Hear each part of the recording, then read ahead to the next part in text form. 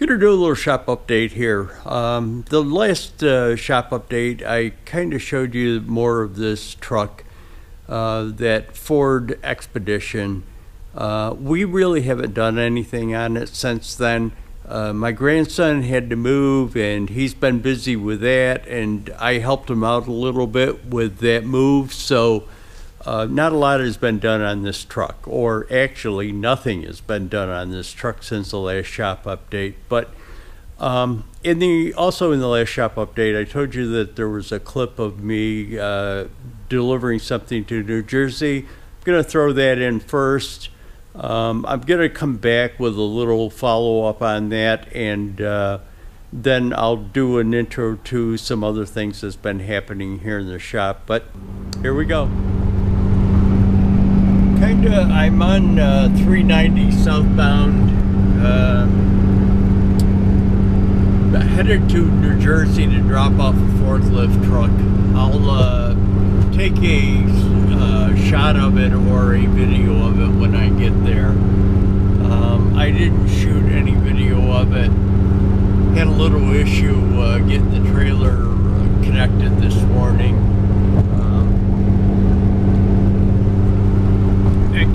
When I loaded the forklift truck, the forklift doesn't weigh that much. I'm going to shut you up because there's a cop down here. Okay, past it. That's that salt mine. But anyways, when we loaded the forklift, the guy couldn't, to begin with, it was snowing out. They hadn't plowed his driveway to his shop, and I backed the trailer up as far as I could, but he couldn't. The forklift, it's one of those smooth tired ones. It's not a kind of an outdoor tire on it, it's the indoor tires on it, so they're smooth, the drive tires, and he couldn't get it up. It was big enough, but because of the no tire tread, he couldn't get it up on it, so I had to winch it up on it. And once it got up onto the trailer, he was able to drive it, so he kept driving it forward towards the front of the truck. So it kind of heavy loaded the drive axles of the truck. So taking it off is a bitch when you're trying to run the jacks up and it's front loaded. Becomes real heavy. So when I went to hook it back up this morning, I had a little issue with it, but it got resolved. I just had to screw around with it for a little bit, jack it up, and get the coupling to work on it. The coupling kept wanting to close before it was down onto the ball of the truck, and so I actually had to get a bungee cord and hold that coupling open with a bungee cord and do it that way. But anyways, nice driving day. It was really clear when I came across on 90, or the thruway, New York State Thruway to 390. It was really clear, but as I start going south on 390, it's getting a little cloudier. Was a real moonlit night. You could see forever. But anyways, I'll bring you back when we get down there, or if anything eventful happens. I don't know whether you're going to be able to see this or not. I don't know whether I'm going to get a clarity, but there's New York City is over there.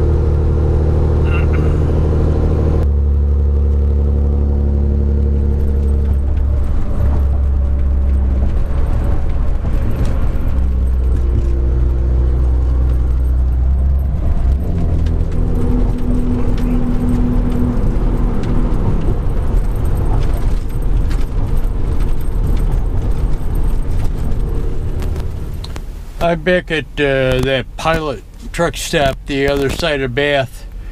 when I went down to New Jersey, now I didn't film any of it, but when I went down to New Jersey, it was just across the Hudson River from New York City, and what the company is they make nail polish. And he gave me, I told him my granddaughter-in-law would love this stuff, and when I was leaving, he brought out a box, this box for me. Pretty cool guy. Okay, this is take 2 of this explanation. I started filming this and got interrupted. Somebody came into the shop but got interrupted. But anyways, I had told you that I was going to film it down there in New Jersey, dropping off that forklift, and I didn't do it. There's a couple of reasons for it. It turned out to be a very narrow a very narrow dead-end street going up a little hill. And I ended up having to double park on the wrong side of the road. Well, we unloaded it, and this guy kind of gave me a tour of his facility where he makes this nail polish. Kind of a really cool guy. He's a chemist and kind of a one-man operation as far as coming up with the colors and coming up with the chemical formulas and everything for the nail polish. He has some guys that work for him out in the warehouse that stock and do packaging for shipping, but basically the operation itself is a one-man kind of operation, and he developed this machine. Another reason why I didn't film it is because he actually developed this machine and had somebody build it for him that takes the bottles, and it's kind of a robotic process, takes these nail polish bottles and fills them, labels them, puts that cap brush type thing that is indicative of nail polish bottles into the bottle and sends them down the line to be boxed. Kind of a cool machine. A lot of nail polish, but I'll throw some pics up of the color wall he has of the nail polish bottles that customers can pick out what color they want for him to provide. But that's kind of the reason I didn't film it. But it was a cool guy, real cool guy. Comes up with these colors by himself. He imports products from all over the world to pigments for the colors of the nail polish. Kind of a cool process. I get a lot of that in delivering stuff. You know, you run into stuff that you don't know about or never thought about, and some cool people. Okay, let's switch topics here a little bit. Let's get into some actually shop update stuff. I did some work on the lighting that I had mentioned before, and I told you that I had to run a 220 lead over. I've done that, but first we're going to start with, I had this little cart hanging around the shop that I kind of picked up out of a dumpster, and I made it into a charging cart. So let's start there, and then we'll go into the other stuff. Okay, so I just done the segment on receiving the brake package for the trailer. What I had originally pulled the camera out for was to show you this cart. Now, you've probably seen this cart before, but what it is an audio-visual cart out of a high school. We went past the dumpster. They had this dumpster up by the local high school, and went past it, and we saw some stuff sticking out the top that looked good. And what they had done is taken a lot of audio-visual equipment and stage lighting and stuff like that and thrown it out in this dumpster. So I grabbed this cart, grabbed some steel brackets and stuff that they used to hang light fixtures in a stage with, and my grandson grabbed a couple of the lights that they were throwing out. But anyways, this cart, I had it around, and I had intentions of it when I grabbed it to begin with, and it's ended up kind of being a storage tray for my parts that I kind of use for the trailer. These are blocks, and what I do is I screw these blocks down to the deck to hold things on, either chalk them behind tires. If I'm hauling it like a truck or something, I'll chalk it behind and in front of the tires and screw it down to the deck. These are pieces that go into the side rail slots. In between the trailer and the rub rail, there's slots where you can stick those boards down in, and like if you've got pipe, you can throw pipe on there and it keeps it from rolling off. And so I just kind of was using it for that. But what my intention was using it for is a charging station, because it was pre-wired, had a cord and had some an outlet on it. And what I'm going to do is I'm just going to throw a couple of more boxes on there and use it for my chargers and charging cords. There's a lot of charging cords, like the charging cord for the under hood light. Got a charging cord for LED, magnetic LED light. I've got a couple of cords that have USB ports on them, so I'm going to try and find something to hook up USB ports on this for charging. Okay, so I said I'd show you that cart after I got it done. Well, it's not completely done, but I mean the chargers are up on it now. There was this existing power strip here. What I did is just ran a cord that I could plug into these outlets. I don't have the cover plates on them yet, but I'll get them and cover it up. But anyways, there it is. I'll probably, once I get a bank of chargers together, like these 4 plugs are taken up, probably what I'll do is I'll zip tie those wires together so they're not hanging all over the place. That's going to be the back side of the cart anyway, so, but I'll zip tie them together so they're kind of neat and tidy. But anyways, I just thought I'd show it to you. As part of a little shop update, I just pushed that Ford car back to the front of the shop so that I could get the lift back over here. And what I'm doing is working on hardwiring that LED light into this circuit. Now, what I did is that other 8-foot fixture that's up there, that old fluorescent type 8-foot fixture that's up there, was actually running parallel with the Z purlins, but what I did is turned it around and switched it the other way so it would get a little more light out here over towards this area. It really wasn't efficient going that way. So because it wasn't efficient going that way because of 2 things. Because of how the fixture is. I mean, the fixture isn't that bright to begin with compared to LED fixtures. But also it wasn't, was originally 2 fixtures in that bay. That fixture over in the front, and then originally this fixture in the back. That's actually why I added that LED, but while I was up there, I figured I might as well switch this fixture around so that it extends out this way further to get kind of more light over in this area. Again, it wasn't efficient the way it was, so I'll bring you back. I'm gonna do that. Then I've got to get that lead for the welder over here. I've got a, as I had explained before in another shop update, I kind of left it up there. You could probably see the end of it up there. I just got to get a little more wire, and I think I'm going to use a drop type cord, maybe over by this column here, so that I'll just bring it down with a plug on it so that I can plug it in.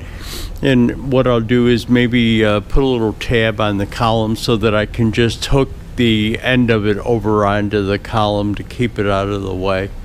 But anyways, I'll bring you back when I do that and when I'm completed this. As part of a shop update, I just wanted to show you, yesterday I finished the lighting. What I did is that fluorescent fixture that's on the left hand side used to go the other way, parallel with the J purlins, and I turned that so that it is running perpendicular to the purlins, and then I also wired that LED fixture that I had temporarily wired into a plug. I hardwired it into the light switch for those fixtures in that far bay. Now, the rest of the lights in the shop are all off of one switch. But that fixture over there and that fixture that I turned were off of a separate switch. But because of the way they're oriented, running parallel with the J purlin, they really didn't give much light. So what I did is I turned it so that it ran lengthwise in the bay, plus added that LED light, and it gives it a lot more light. It gives it a lot more light, even considering the LED light. When I had it in there before, when it was in the original location going parallel with the purlins, there wasn't as much light over here. Definitely not as much light. So it did improve it a little bit, and I got that LED fixture into the switch. So what I'm going to do now is start working on that welder lead that goes over. I'll have to go out to Home Depot, get some stuff, but I'm going to work on that. I'm over here running the wire for the welder. What I did is I went to Lowe's because that was the closest place. We were kind of got a little snowstorm going on, but that was the closest place without having to drive like 10 miles. Went over there. I was kind of looking for 10 gauge wire and a 50-foot spool, but all they had was 25-foot spool, and I'm thinking, okay, what I'll do is run that plug down the column. I'm not sure if I've got enough wire to get down that column to get a convenient spot to plug into. So if I don't, what I'm going to do is finish it tomorrow. If I don't, what I'll do is just continue it out and put that drop lead in. I'll have to go back. I've got to go back anyways to get a breaker, but what I'll do is I'll just get some 10 gauge wire in a flexible cord type wire that I can drop down from the ceiling, put a plug on it, and plug the welder into it that way.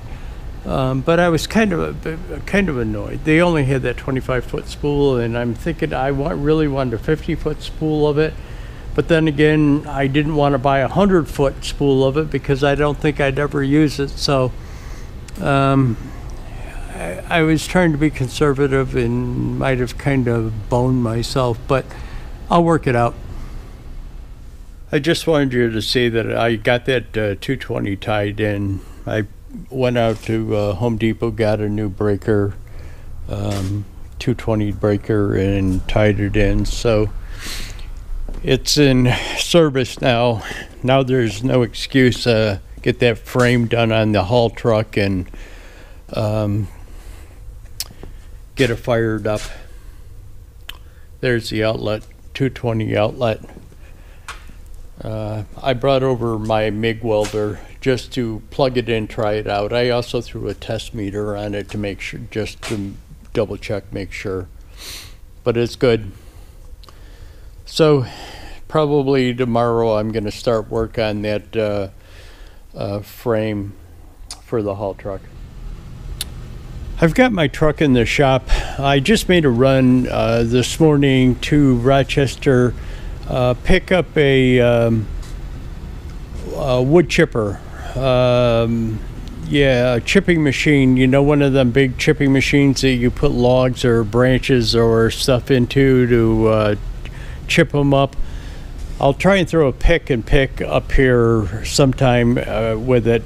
But when I came back, I have been having a problem. My windshield washer bottle kept losing fluid, was leaking, and it progressively got worse. It started out to the point where it would hold about 3/4 of a bottle of the windshield washer fluid, and then it progressively kept getting less and less and less, and now you can't even keep any in it. So I went on the internet and bought a new windshield washer bottle to put into it, and I've got it disconnected. It's a kind of a bitch to get out, and what you have to do is pull it out through the wheel well.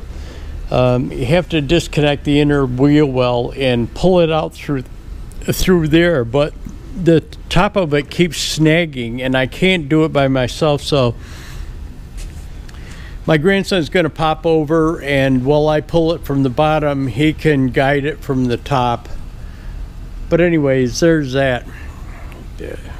Really, clearly, again, weren't thinking of having to access this thing. Automotive engineers are just, you know, they give no thought into service people or how to access things after the car gets built. It's all real nice and easy to put all this stuff together while the body's off of it,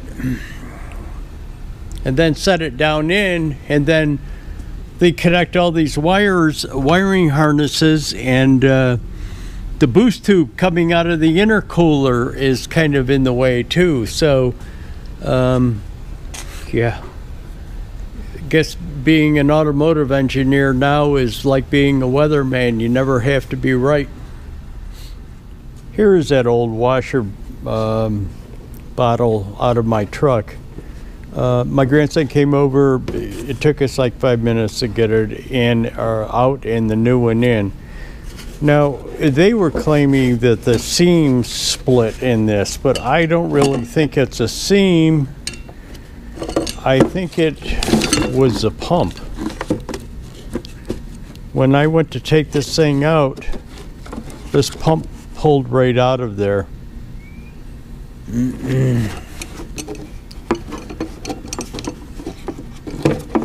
I think it was leaking. I haven't put water in it to test that out, but I think it was leaking from the pump. What I'll do is I'll throw some water in there and see where it's leaking. If it's leaking somewhere else, I'll show you. But if it's not, it was definitely leaking out of the pump probably. But anyways, there it is. What I did is just rinsed. I took a hose and just rinsed some of that salt off of the truck. I mean, again, that salt is terrible. You can still see it on there a little bit, but got the majority of it off at least. I've got to make another run to Rochester tomorrow, but the run is without the trailer. I've just got a 4 by 8 foot skid that I've got to go in there with. It's got sheets of copper on it. I'll flip that ball over and just push it up against there. I'll have to keep the tailgate open, but that's no big deal. I'll get a couple of straps in so that I can strap it down, but I just rinsed it off. I just got to stop at the auto parts store on the way home, get some more windshield washer fluid. The other thing that I'm going to get is my brake light and cargo lights on the back of the truck don't work. And I'll tell you why they don't work. There's a guy that gave me some LED bulbs that to replace it. He said that the LED bulbs were a lot brighter for the cargo lights. But he got them off the internet. They were probably Chinese things. Got them for cheap and off the internet, and they lasted probably less than a month. So I'm going back to the regular style bulbs. Buying LED auto lights off of the internet is a kind of a iffy proposition. You never know when you're going to get that Chinese junk that won't last. But anyways, I'll bring you back.